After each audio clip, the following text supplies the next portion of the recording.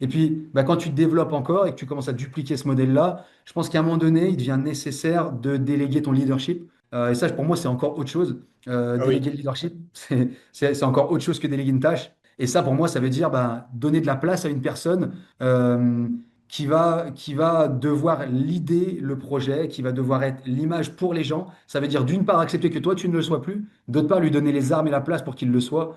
Et c'est beaucoup plus challengeant, mais c'est aussi pour moi le vrai step 3 du honneur, dans le sens où dans cette position-là, tu peux avoir une vie, en tout cas, moi, c'est ma vie actuelle, tu peux avoir cette vie d'une personne normale qui emmène ses enfants à l'école le matin, qui est avec eux le soir, qui va les coucher le soir et qui n'est pas perpétuellement explosé en train de se dire comment je vais faire demain pour supporter ce truc-là.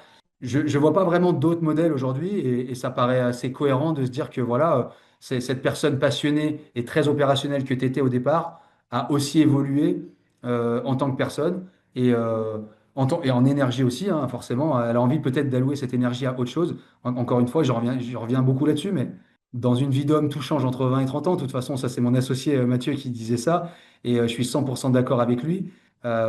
Et donc, évidemment, il faut pouvoir se permettre de pouvoir avoir une vie qui change et pouvoir se permettre de pouvoir changer à ce moment-là et avoir la structuration qui le permet. Très intéressant, très intéressant.